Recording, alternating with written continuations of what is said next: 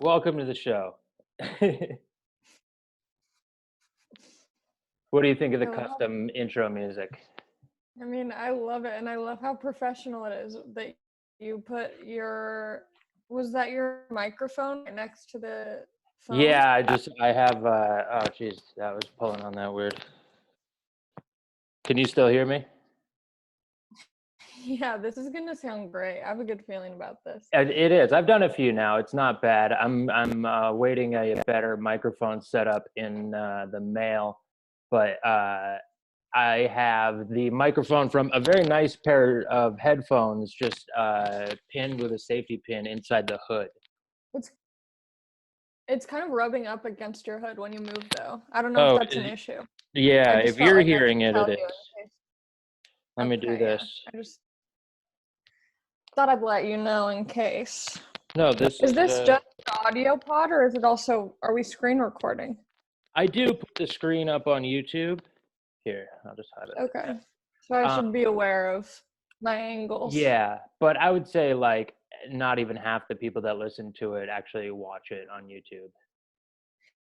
I have the opposite, not problem. It's I wouldn't consider it a problem, but I feel like I post podcasts on YouTube as well, and we've had a couple instances where something got fucked up with the video, and so we've had to just do like still images as the YouTube with the Yeah, audio in the background, and people will comment being like, "Sorry, I had to stop listening when the video went out."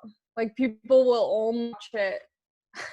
I don't know if weird. that's like a girl thing, like if it's horny dudes who are like, I'm only watching it to see you sit on a couch. I don't know what it is, but yeah, No, the I opposite mean, issue. yeah, I don't watch long stuff, but I will listen to long stuff all day. But I do find that I will put long stuff on YouTube, like these like hour-long things, and uh, and they will always have consistently like at least like four people, and the retention rate is like they watch the whole thing all the way through, and you're like, who's doing that? Who is what? Like, Yeah, I don't pay attention to like the analytics of it. I just have the guy, my friend Anthony, who produces the podcast. I just every once in a while will be like, "How are we doing?" And yeah, then he just kind of like gives me a general overview. I don't know if that's good or bad, like if I should be more aware, but I get it so in my head so easily I that don't if I think. like know how many people, Go ahead.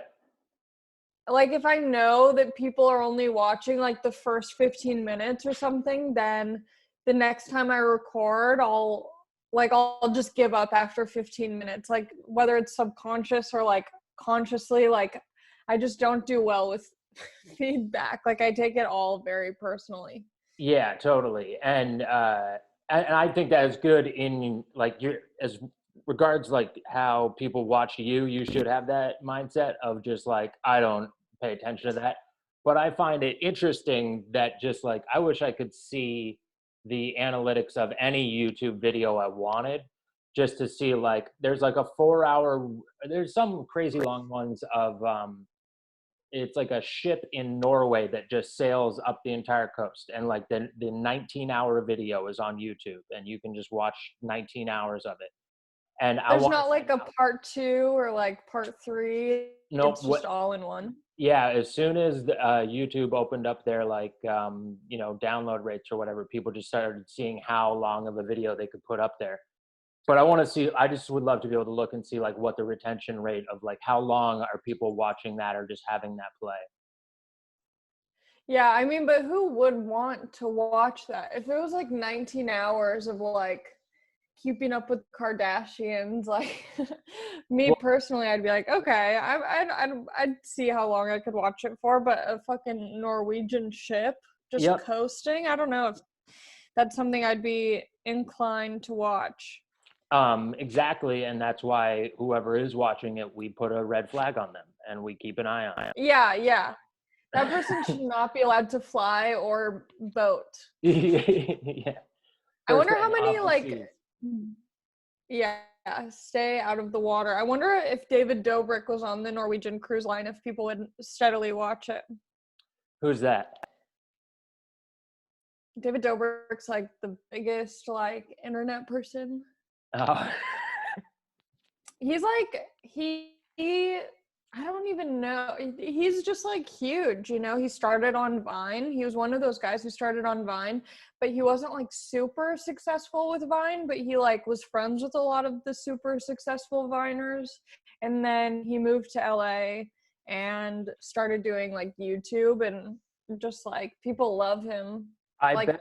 Um, are obsessed with him. I bet I've probably seen him, like if I saw him, because I definitely scroll through like Instagram and different things and just see random, like because of the search things of like looking at cars or something, random people who like are clearly in the videos very famous. So I'm like, I have no idea who that person is. Yes. They have like 9, channels devoted to them on here. Yeah, he like does videos with celebrities like Justin Bieber. He gives away free Teslas. He's just like, I don't know. I don't need to talk too much about him, but he's I don't know. He seems like a cool dude, but he also, I don't know. I want to Do meet you him. know him? No, I've never met Oh, him, come but on. I feel like, I feel like it's one of those things where I definitely like, it'll just be like one of those random things where I'll be hanging out with a friend who happens to know like one of his friends. And then like, do you ever have those moments where you're like, you just randomly meet these people and you're Yeah. like, I guess, I mean, yeah, more I out don't know. here, it's happened in the past couple of years here, but definitely sometimes where you're just like all of a sudden turn around. But it's always been weird people, but like and Yeah. related to comedy, but like all of a sudden you're like, oh shit, that person's right there. Okay, all right. Yeah. I feel like especially with comedy, because I feel like everyone has taken like some sort of improv class, and then like everyone like knows each other through some weird like sketch or improv class, and then because you do comedy, you're friends with, I don't know. I feel like there's just like this weird underworld of people who've spent too much money on a class that never helped them. Oh, did you do any of those? I've never taken a comedy class. No, it just seemed, no, I never took like a comedy class. Well, Or that's not improv true. or When anything? I was, yeah, so when I was in college for a very brief moment in time, the last semester I was there, I don't even think I was going to any classes at this point, but I was still like enrolled in school. I just stopped showing up. But they had an improv team there. I don't even know how I heard about it. I think I just met a dude who was on improv. And I knew that I wanted to do stand up at this point. I had done one open mic to going to college. Mm-hmm. And I was like, oh, well, like improv could be fun, since I was going to college where it seemed like there was no comedy, stand up happening. I was like, I'll do this improv class. And so I started taking improv, and I had so much fun. And so I did that for like half a semester. And then when I dropped out and moved back home, I was like, okay, I should take like a drop-in improv class and like more comfortable before I start doing stand-up, because I was super scared to perform. I So, had but you were done doing one it open with mic. you were doing it with the intention of doing stand up. You're like, this will be good warm up to get back on stand up. Yeah, the only reason I took this drop-in improv class is because the last time I had done an open mic, I was shaking so bad that like it was just like I was like, I can't do stand-up if I'm that nervous. So I was like, I'll just take this drop-in improv class to like get rid of the stage fright or whatever, Mm-hmm. or like the fear of like doing something dumb. And so I took this class and I left early because my parking meter expired. And I was like, I think I was like 17 or 18, and I was like in LA. So I'm like, I'll go to a coffee shop. That's what like cool LA people do. Yeah. So I like left the improv class, went to this coffee shop, and they had an open mic there. And I was like, this is a sign. So that's when I started. But Did you do that no, one I right there? haven't like, it was Sabori Cultura. Oh, really? You walked into that? Yeah.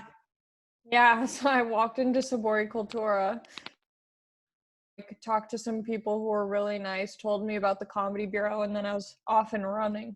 But you didn't do the one that night there. No, I did. I did, Oh because no. I used the same material that I had used like a year and a half ago before going to college, which was awful material. Now that you had gone to college, you're like, I don't believe in any of this. Yeah, no, I mean, it was just like, I mean, I don't think, I mean, the jokes were so bad. I mean, they were like, you could tell that they were jokes, but they just were like, you know how everyone, like, not everyone, because some people who start are like truly, truly awful. I wasn't terrible. I mean, I was terrible, but like in a way where you could potentially see that I could be good at some point if I tried. Yeah. It was like really bad jokes that were like, okay, well, she's like, she at least understands what a joke is to some Yeah. extent. That's how But it I was feel bad. about a bunch of my first stuff that like actually worked. I look at it and I go, well, like the structure was there at least. Like I knew how to do that, but all this stuff is so like hacky or so like this is the first thing everybody thinks of, and because it like got a laugh, I was like, dude, I'm Yeah. killing it. Yeah. Oh my God, it was so bad. Did you start in Maine? Yeah, Portland, Okay. place Yeah, I've called. never been there, but I remember. Oh, go You ahead. tell me. I A was just place gonna say called it what? was a place called Slancha Wine Bar. It was like a little wine, beer bar, and they did comedy once a week. And that night there was different than any other night because it was just taken over by like vagabonds and half people who are doing comedy, and then half just other crazy people would be there that one night, and then the rest of the time it was Yeah. a regular wine bar. Are there a lot of like open mics in Portland, Maine, or is it just kind of like there's a few spots? When I started, that was the one open mic in Portland, and then there was And a then comedy do you club. typically just go I and would then go. I would go to. Started really quickly going to New Hampshire and Boston, and like once a week too. yeah. Okay. Yeah, that makes sense. I remember I met you when I think it was when you first moved to was it when you first moved out here? It was. When I met you at the improv? Yeah, it was either when I first moved or I was here for like 2 weeks before we moved here. Like 3 or 6 months before we moved here, we were like living in a school bus, traveling around, and we were in LA for Yes, and I 2 weeks. remember asking you about that and it was like so fascinating to me. You're like, "Yeah, we got married and then we were traveling around in this bus all over and we built it together." I was like, "This is insane." Like how it just do it, it was a you still whirlwind. have that bus? No, actually, we just sold it right before all this happened. We sold it. Do you kind of wish that you had kept it? No, I'm glad we don't have it because it needed a bunch of work, and Mm. if we had it, it would just be like a problem of something that we have to take care of. But since we don't have it, it was like, and it got us a bunch of money that made it so we're easily able to move, and we moved over to Santa Monica, so we're just like by the beach now, and it's quiet, and the bus came in handy Whoa. right when it needed to. That's crazy. You're a West Yeah, Side boy? yeah, we just moved over here. We were in Silver Lake before. Yeah. Interesting. But I feel like you're always on the East Side for comedy. Well, that was up until, I mean, we literally just moved 2 weeks ago. Oh So shit. yeah, comedy had already stopped, and it was like Yeah. a weekend to, a weekend to canceling comedy, and we moved over here. I was like, why are we stuck in, I mean, Silver Lake's great, but I'm so much, it's to like, especially because nobody's around, it's so much nicer to be over here. Yeah. Yeah, definitely. I know. I feel like I'm staying at my mom's house who's in San Pedro, Okay. and I don't know, it's kind of nice to be by like the water, but I'm not really taking advantage of it. Like when I first came over here when the lockdown was happening, I was going on walks by the water and it was so nice. And then every week I'll go back to my house to like get mail, do my podcast, whatever. And it's just so weird being in Hollywood during the lockdown because everything's just like dead. And it's like, Yeah. you don't want to walk around like Hollywood Boulevard and like, it's just No, not. it has Mm-mm. a very uneasy feeling when it's like that. Yeah. Yeah. Um, Are you this leads us great into what the name of the podcast and the theme is: to live and bike in LA. And have you done any biking? Sometimes we get to talking about it. Sometimes we never talk about it. But are you doing any biking out there by the beach, or do you bike around LA at all? You know what? I don't, and I'm so bummed because all my friends who bike, I'm just like watching their Instagram and they're just like going on all these wild adventures and like I'm so mad that I don't have a bike because it seems like the most convenient thing to have right now. Yeah, But you don't bikes even are have one. expensive. Bikes are expensive. Well, I would say, you can get. I got mine used. Because LA, like, there's so many bicycles, just so many bikes get bought and left and sold secondhand and stuff. That there's shops that you can get really good, like rebuilt ones for, like literally half the price, if not more, than it would be new. But right now, I wouldn't want to take any of those like rebuilt bikes because they're all definitely have like diseases and shit. Yeah, man. I know. And I mean, San Pedro, I don't know if you've ever been to San Pedro, but it's very hilly. Oh So yeah. it would be a struggle to bike. I would have to find like specific routes that wouldn't be as hilly as Yeah. other areas. Yeah, that's one thing 'Cause I about have like, moving out here I is have, it's super flat, like here all the way to the beach. yeah, it's so beautiful over here though. Like, um, just in terms of like, I don't know, just everything about like I wish I could show you. It's kind of hard, but I don't know. It almost like there's parts of San Pedro that are like super ghetto and like just like really I don't know, just not nice. But then there's like other parts of it that are beautiful and it kind of feels like Italy a little bit. I mean, like more spread out for sure, but just it's like there's so many hilly and there's so many houses that you can like see all of the houses when you look one way and then see the waterfront when you look another way. And it would be so nice to have a bike, but I have not been exercising like at all. And that's also why I think it would be nice to have a bike to just like cruise around because I've Yeah. been so lazy. It's bad. Wait, so you've just fallen into a hole, like as long as this has been going on, you're like, I'm not moving. No, you know what? The first few weeks I was good. Me and my mom were going on walks. I started running, and by started I mean like there were 1 or 2 days that I ran, and then Day like two, you're maybe the like, I'm a runner now. past week, yeah, I was like, oh my god, I'm like uh Usain Bolt, and then I just kind of gave up. And like the past 2 weeks, I've been so inactive. I literally looked at my health app on my iPhone, and one day it said that I took 69 steps. Not even joking. I'm like, how I'm falling apart. I thought that I gained 10 pounds because I weighed myself at night. I only gained 5, but I gotta get out. I wish I had a bike. I might invest in that. And well, the thing is too, it's fine to be. You just don't want to be around people, but it's fine to be outside. And it's nice Yeah, when there's no people around to go outside. yeah, absolutely. It's super nice to go outside. It's just like the thing that's fucked up. When I wake up, I immediately check my phone and then I'm in bed for like, however long, 30 minutes to an hour after I wake up with just brain like rotting me slowly. And then after that, I brush my teeth, wash my face, make tea.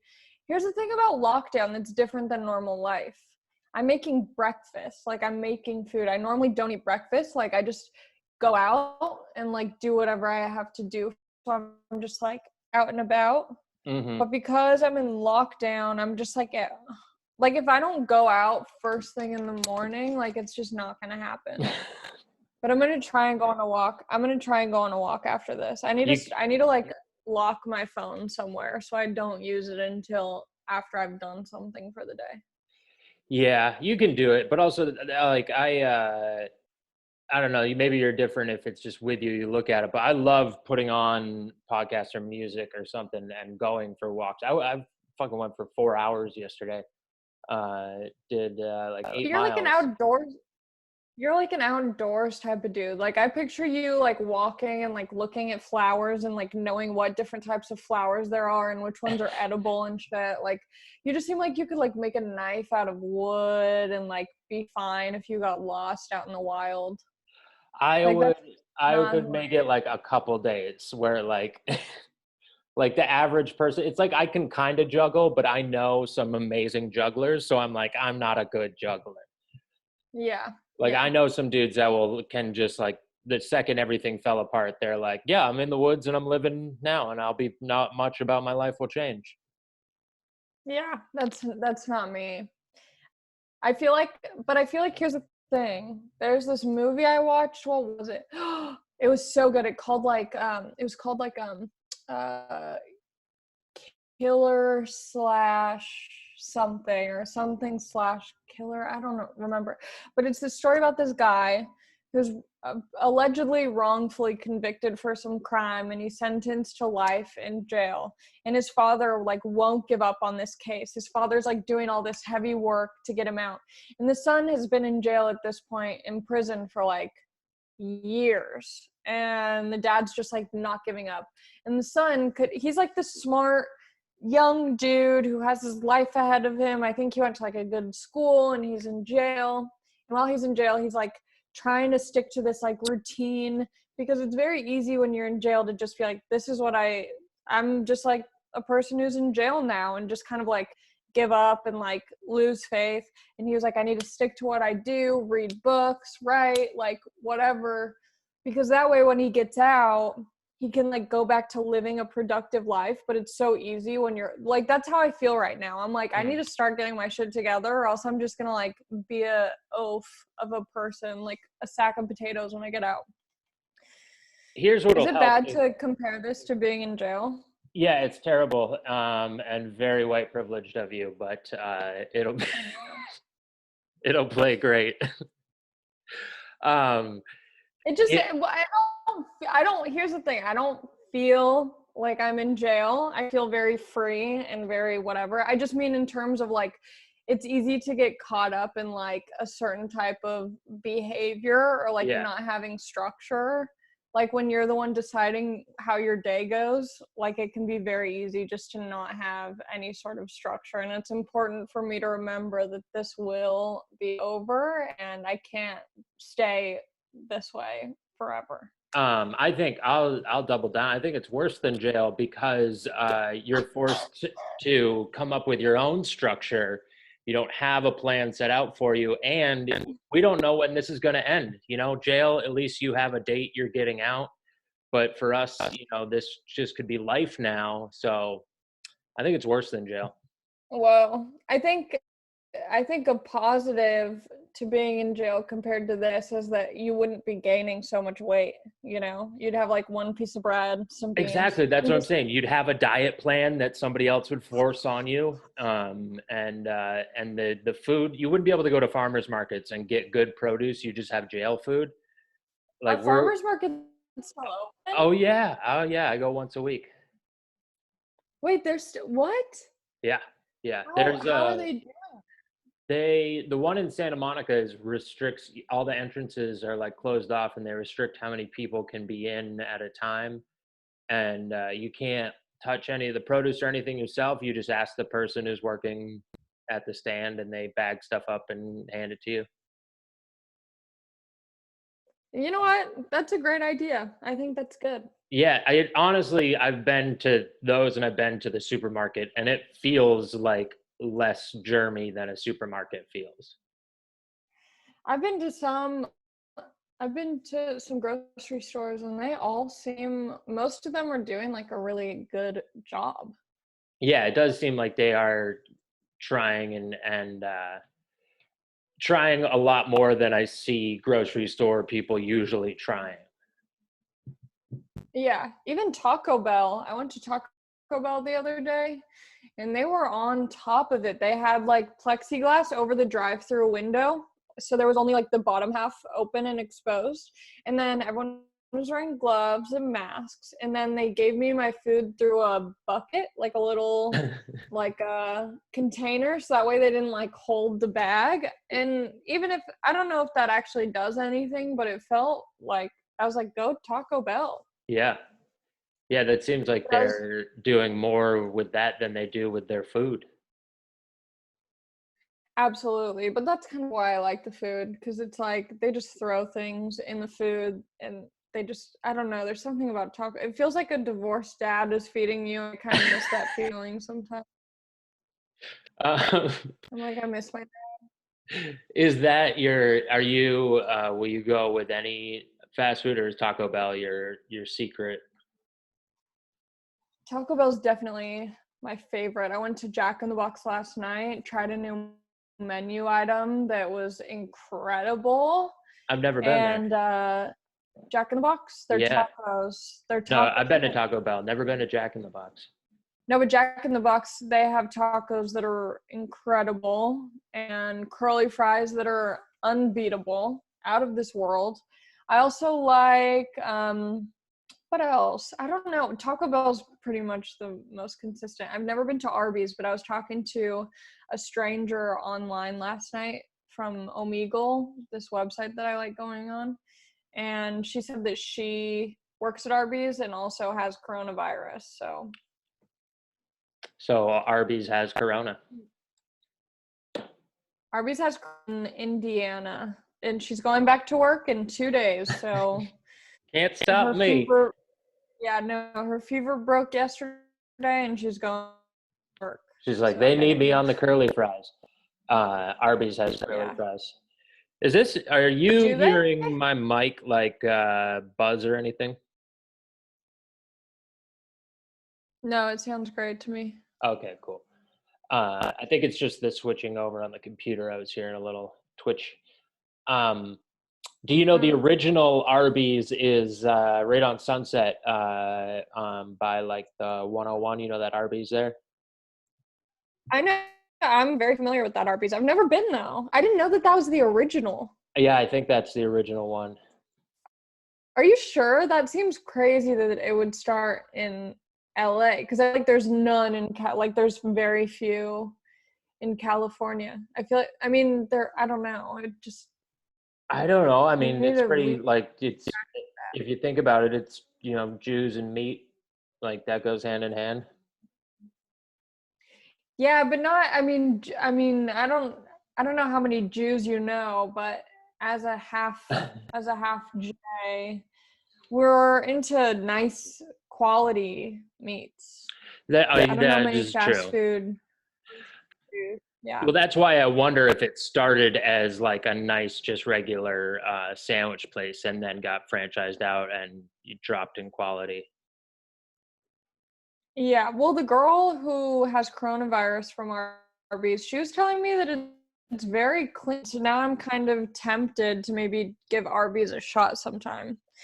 I I've also definitely had it. It's I think it's at least different. I don't know if it's better, but it's at least a different flavor, different menus than like where McDonald's and Burger King are just kind of throwing their version of the same thing at you. Arby's is like, we're going totally different direction. yeah, yeah, I support that. Yeah, she was telling me what was on the menu, and I thought that they like just did roast beef, meat-based menu items, and she was like, "We have salads, we have fish." I didn't know that they had fish. That scares me, but it's cool that they just do it all. They do Um, coronavirus testing. They do really, everything. you can just order that at I the mean, I don't know. drive-through. She said that everyone at work got a screening, so I'm like, is that a number two? Do you get a side of fries? uh, I have been there. What was I going to say about it? They do like lunch meat sandwiches too, like a turkey sandwich that like your mom would make, but Mm. they make it. Sounds. I've got the meats. I want to be called Arby's Alley. I have got the meat in my house. Now that we're talking about this, I definitely am gonna make a sandwich. I have roast beef. I have turkey. I have salami. I have avocado. I fuck it up with my sandwiches. I go wild on sandwiches. I have been cooking a lot more and cooking. I've done 2 pot roasts now, and I'm the only one who eats meat. My wife is vegetarian, so it's all just for me. I've just been like cooking crazy, like plates for like 3 to 4 people, and be like, I'll just eat it over the days. Yeah, I've been cooking a lot, and I have realized that I'm not a great chef. Any training? Any formal, informal training? No, I mean, I'm good at sandwiches. I think like when you're mostly raised by a you just get good at like sandwiches, quesadillas, like bread heavy, like tortilla, like anything with bread I've become good at, but once I get a stove involved, it just something changes. Yeah. Unless your single parent is a chef, and then you grow up in a kitchen and become a chef yourself. That's how it gets passed on. That would be incredible. My dad's a really good cook. My mom's a good cook, but not in a way that it like they're good at basic things. I'm gonna attempt to make shakshuka this week. What is that? Oh, it's a really good like Middle Eastern dish. It's like very Okay, I think I've heard of that. yeah. So it's pretty much you get like a pan and you cook tomatoes, like a tomato based sauce in it, and then you add some spices and everything. It's easy to make, but there's a good kind of way to fuck it up.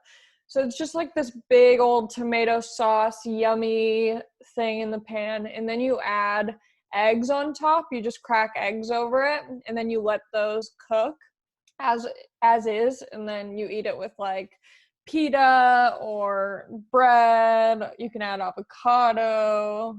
It's I don't know, it just sounds Just so what, like good. with And I ham? bought yeah, you just scoop it up. It's so good. That I feel like that is Mm. there's a version of that in a bunch of different types of cultures of like eggs on top of some sort of thing that you cook slowly. Because there's Mhm. what am I thinking? Oh yeah, that's kind of like similar to how what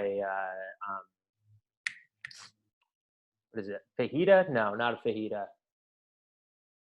Yeah, because fajita's like smoking.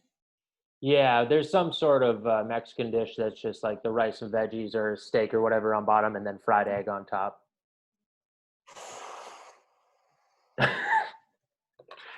So you never had to work restaurant jobs or anything growing up, No, I've worked all restaurant jobs.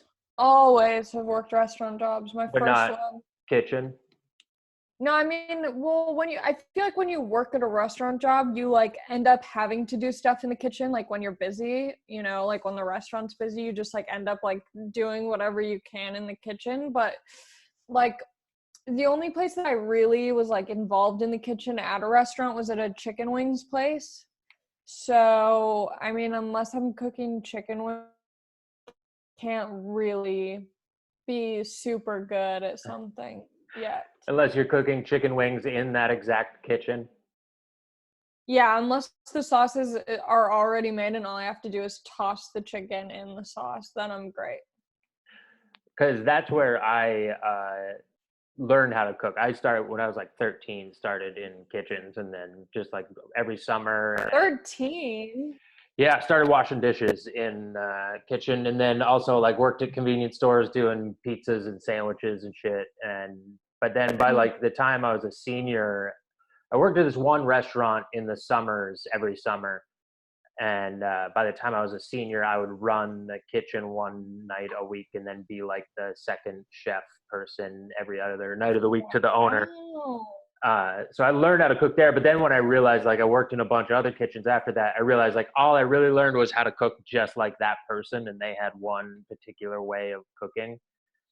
So I kind of like learned the basics of Yeah. like how to use a pan and knives and shit like that. But then I realized like, oh, there's a like when I would say like I ran like a restaurant, and then I would go meet people at other restaurants that had like real formal training at like culinary schools or whatever, and they know like all these different basic shit about like temperatures and stuff like that, and that I had Yeah. no idea about. And I was like, oh, I don't really know how to cook. I can cook a little bit, but not compared to these people. Yeah. I know that everyone has said this before, but I think everyone should work in a restaurant at some point. Like, you know how like in Israel, you have to join the Israeli army when you turn 18. I think everyone in America needs to work at a restaurant for a year when they Yeah. turn 18. Or at least like that could all fall in line with the same, like that would count as, like serving your country or whatever. Yes, because it's so important. I feel like I learned so much about myself and about people when I'm working at restaurants. And it's way better as a customer to go to a restaurant and have the staff be young. It's so much more pleasant of an experience than it is to go You think to, so? yeah, especially like more of like a cheesy place or like a bar or something like that. When you go and the people are just old working behind there, I think it's sad sometimes. And I'd rather have a young, peppy, like everybody's between 18 and No, 22. because no, see, I disagree because I think all those 18 and 22-year-olds like are just like pieces of shit and they're like, I'm better than this restaurant job. And the old people are people who've like been there since day one and they like love that job and like everyone knows them there. Yeah, I find that I sad. mean, I know. I mean, I get what you mean. I also think it's sad, but it's also like this is their thing. Like like it's sad but also beautiful. It's Yeah. like this is their spot. It's like their cheers and like sure it's an Arby's, but like it's their Arby's.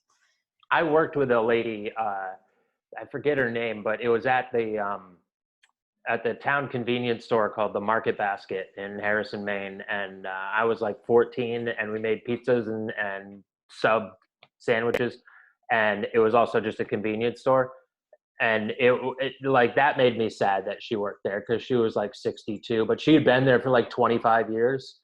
And so she knew everybody in the town, and everybody in the town loved her. I'm like, it's sweet. She has a sweet, nice life, but at the same time, I'm like, whew. She just seen so many teenagers in the town like pass through, work with her for a couple years, and then Yeah. move on. But I think it's only like sad when the person is like sad. Like I think when they're like peppy and they like love it. I love seeing people like very average, like, kind of boring jobs, but they like love it. Like I used to work at ArcLight, this annoying movie theater for anyone who doesn't know. It's Mm-hmm. like a super pretentious movie theater, but I hated the job because I'm like, I don't want to work at this fucking movie theater. There's always stuff to do, like it's dirty. People are just like annoying at movie theaters, like they feel so entitled. I mean, I felt entitled working there, but like it's also I don't know. I was just I hated every second of it. And there was who one are lady more who's been working there. who are more pretentious, ushers at the movie theater or door people at the comedy store? People at the movie theater. For sure. Because I think it's like they think that because they work at a movie theater, they're like in the movie industry. And they're not at all. They're And it's not all even. these kids who think that they like know things. No, not even close. Like everyone who works at ArcLight has to have like a favorite movie on their name tag. And like people do all weird, obscure movies. And mine was like I just put like the Lizzie McGuire movie as mine. Because I'm like, I don't like we just like I'm cleaning up popcorn off the floor. No one needs to know that I've seen Blue Valentine or whatever. Is that a movie? I just pulled that name out of my ass because it sounds like a movie Yeah, that's that definitely that's a movie. isn't it I was Paul gonna. Thomas Anderson? I think so. Yeah, and it was I'm gonna Google it. not Ewan McGregor, but somebody like that. What Oh, was, it's Ryan Gosling and Michelle Williams. oh, look at that. No, I was gonna say I saw the Lizzie McGuire movie in a double feature. I saw Lizzie McGuire and X-Men 2, X United. What a weird back to back. I had gotten caught by my mom smoking weed at my house. I was in high school, and I was supposed to meet my friends later for X-Men 2, X United, and I took off when my mom caught me. I ran out of the house and ran away. I just got in my car and left, and got to the movies like 2 hours early. and was like gonna go see a movie, and they're like, all it's playing is the Lizzie McGuire movie. And I was like, a one for Lizzie McGuire, please. That's crazy. It was. I didn't even know that it was playing in theaters. I only saw it on, I believe, Disney Channel. Yeah, the one where she like She's goes in to Italy. Rome, or Yeah. yeah, totally. I was really What? high. I That's don't crazy. remember. I remember she goes to Rome, but I don't really remember the plot That of. was 2003. Yeah, that's perfect. I was a senior in high school. That's perfect timing. Whoa. Your mom was mad at you for smoking weed as a senior in high school? Yeah, it was weird. Eventually, for some reason, they cared. My dad smokes weed, always has smoked a lot of times. That day, I got caught stealing his weed and smoking it. And You so know I don't. what? Maybe she resented your father for being a weed smoker, and then she saw that you were smoking. She was like, "You're becoming just like your father." There's definitely that is definitely part of it for sure. Because she does comment a lot now on how I am like my father. But also Are they she, still married? unfortunately, yeah. Um, no, there's they're still married, and she does edibles and stuff now to like go to sleep and stuff. I don't know why. I think she felt like I have to like keep them out of it until 18, and then once they leave this house, I kind of don't care if they do, and I know they're okay and stuff. But for some reason, she just saw her job as like, I'm not supposed to allow this, and so Yeah, uh, my I think my dad was almost bummed that I didn't become a stoner. did you ever smoke at all?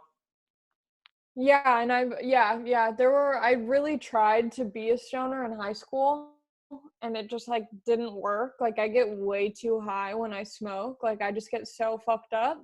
And I remember I had to have my dad pick me up one day from my friend's house because I was like way too high. And my dad was just like, "Oh, did you smoke out of like a bong or a blunt or whatever?" He was like asking if I coughed. He just like dropped me off at home and left. He was like, "Okay, see you later." And I slept for like 13 hours. Oh, nice. Yeah, Yeah. I had like probably 4 or 5 between the ages of I think 12 and 15. That I like smoked maybe like 5 times, and it was like epic. Like was high for several hours, got way too high, was really high for several hours, and had But like you a. enjoyed it? It made it fun. It made it memorable. Like at the time, I might have been like felt panicked or whatever when I was in it, but then I was very much afterwards like, can't believe all that shit happened, and we were so high we could barely function. But then it would scare me though. There's been I like two Go ahead. there's been like 2 or 3 times where I've smoked weed and been like, "Oh my God, I get it." Every other time I've been like, "Call the cops, call the ambulance. I'm dying."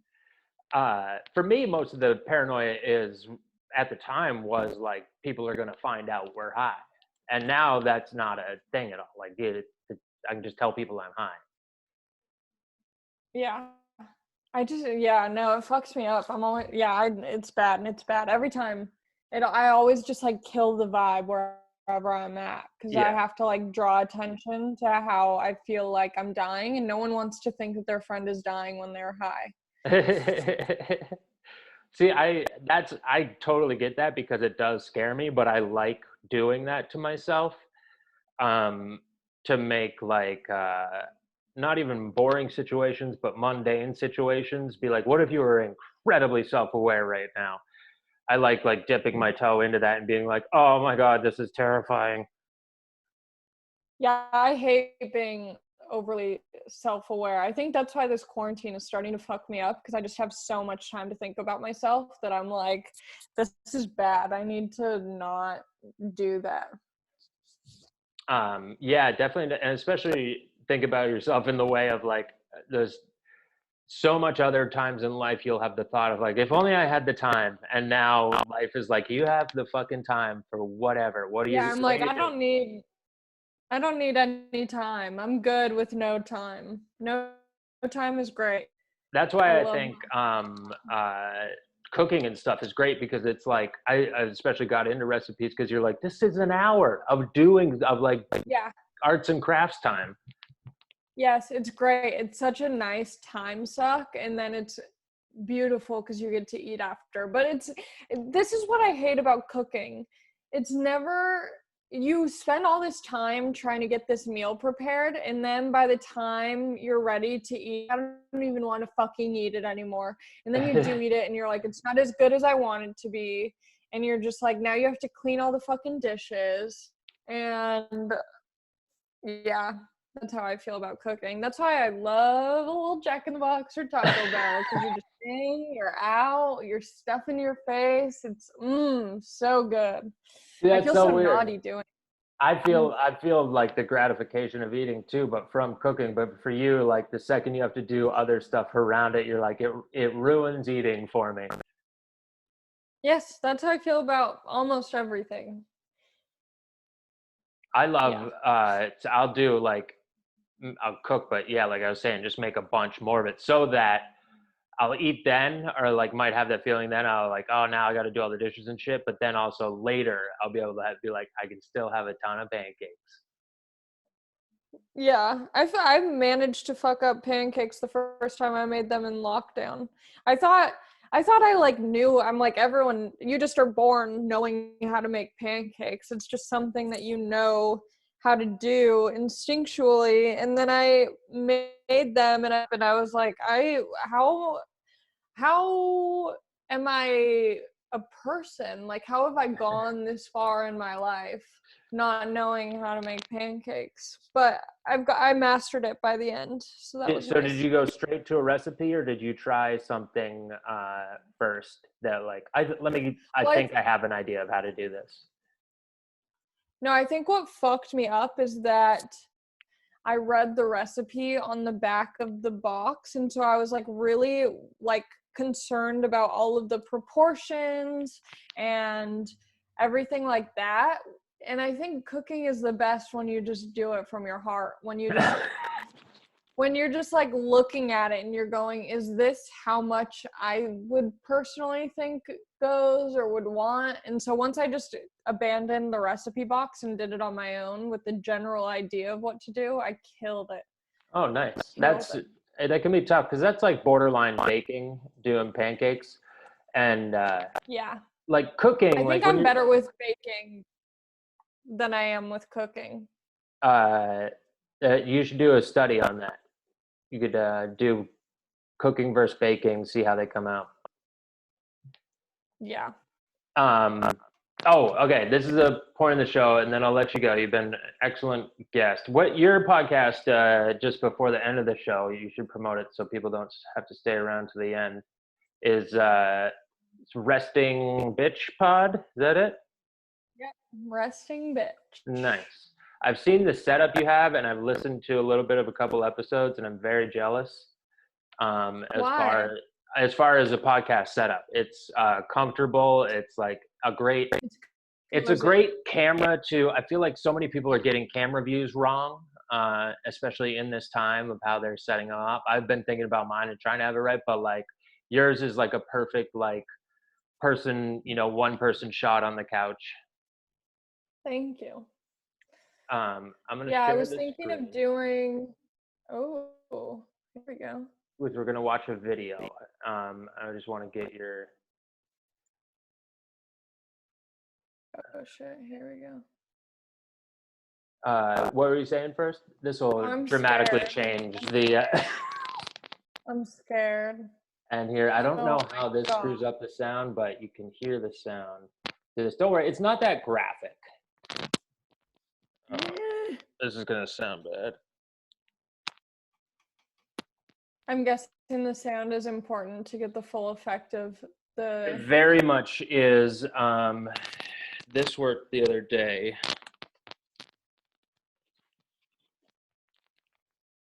I'll I'm have to edit nervous. this. I can see the video of the guy below, and he has blonde eyebrows, which always scares me. Oh, I heard these beds are really good. My sister has one, and it's the most comfortable bed. Ooh, nice. Ad for them. Good. We don't 'Cause have any sponsors. We'll take them. I don't trust bed, like these cool hip new beds, but this one it's good. Wow, and start All right, filming. here we go. I just wanted to get one more. Can you hear this? Yes. Ready. Okay.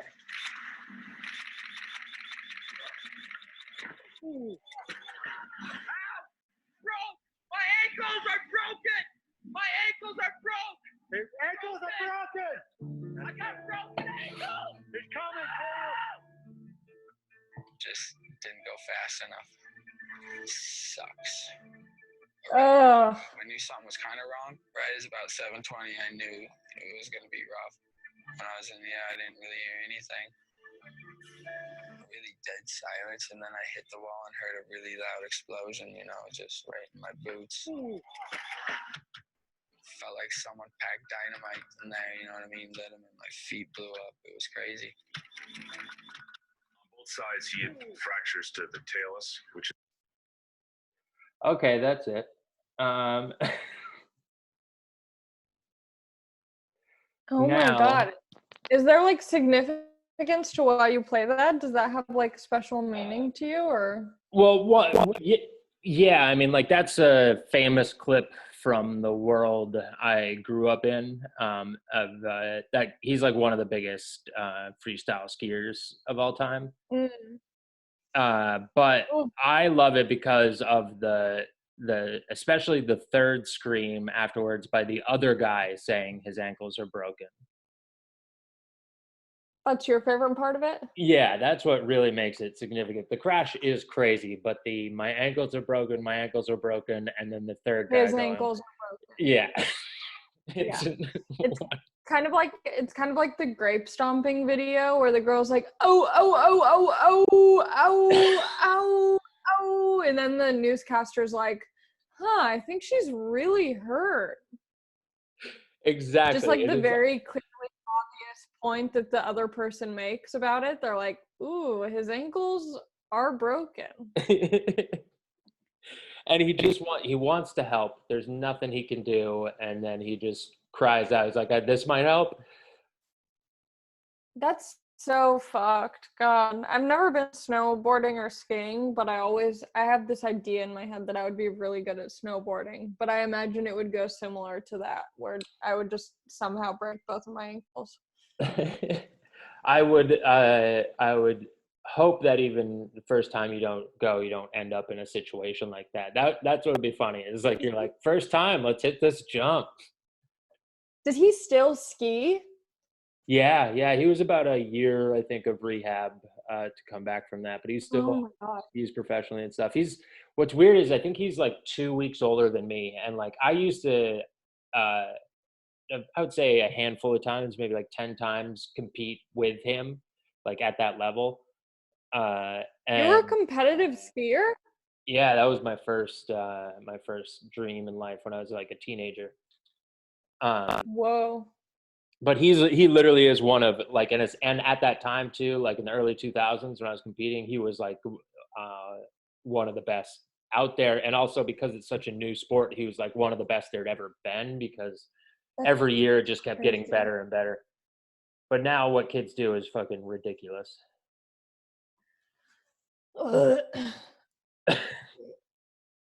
Were you sports at all growing up? No, my parents were like we never did sports. I did sports in high school because it was either PE or you choose a sport. So I did dance all 4 years, and then I did the swim team for 1 year while I was doing dance. And that was really fun. I really liked dancing. I don't know. I just asked if you did sports and you said dance. Dance. That's an activity. I don't know if it's a sport, but I don't know. Like, yeah, I mean, swim was a sport. I wasn't great at it. Me and my sisters aren't like built for athleticism. We did cheer growing up. I did cheer growing up. That's a sport. Oh, yeah. I would consider cheer to be a sport because we did competitions. Yeah, I was going to say the dance, were there dance competitions? I wasn't on like the dance, like there was like a different, I was on like the dance I guess there were two different dance teams. So one was just like we put on a show twice a year. So And there then there was was a the other there dance was team. there was like at least performing for. It's not just we just get together with nobody around and dance once a week. No, we put on shows, but there was another group. I don't know what it's called, but they're also dancers, but they do it like competitively, like they travel. Yeah. But we just did like performance dance. But there's some schools I remember going to another school's dance show and I was like, this is dog shit. Like my school was like we had good programs for like athletics and stuff like that. How big was your high school? It was huge. I think my graduating class was probably like over 1,000. Oh damn. Yeah, we had like, or maybe not that many.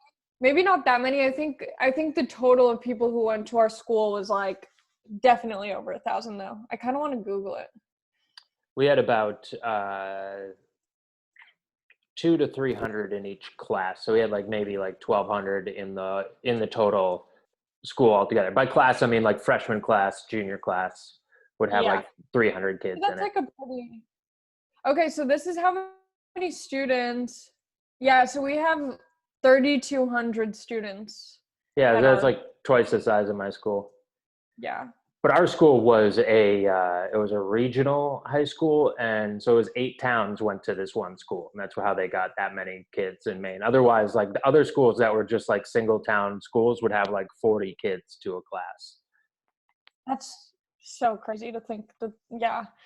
I don't know. My friend is now a teacher at the high school that we went to.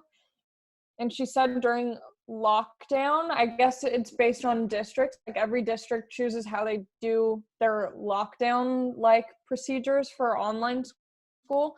And hers is optional. So most of these students don't even go to Zoom classes. And there's nothing she can do about it. So like some of these kids are just like not learning anything. Yeah, I of course. Isn't that frightening? I mean, I think what's more frightening is for some of those kids is not getting out of their house. Because I know some kids growing up that lived in fucking hellholes, and for them to go home and say to them, like, you're gonna get on a computer for an hour once a day, and they're like, if I'm home alone, there's no like hour a day where things are fucking not crazy here. Yeah. It's so sad because did you watch the Netflix documentary about Gabriel Hernandez or Fernandez? No, and I won't, because I'm not going to let them do that to me. I know that is terrible, and I don't want to feel that way. I totally agree with whatever it's about. I saw the trailer, and I was like, don't take me down that road. I know, it's so fucked. Ugh. There's like, I just It's know, fucked. like, Everything's fucked. yeah. Everything's fucked. We're doomed. Everything's fucked. All I'm right, gonna eat that's Jack in the Box for the rest of my life. a great way to Why the end fuck it. Jack in the Box I'm just a forever. ball of sunshine. It was very positive until we took a real negative turn at the end here, but I think it's a positive negative. I don't know. Sure. All right, thanks for coming on, Allie. Thanks for having me. Talk to you later. Stay safe. Bye.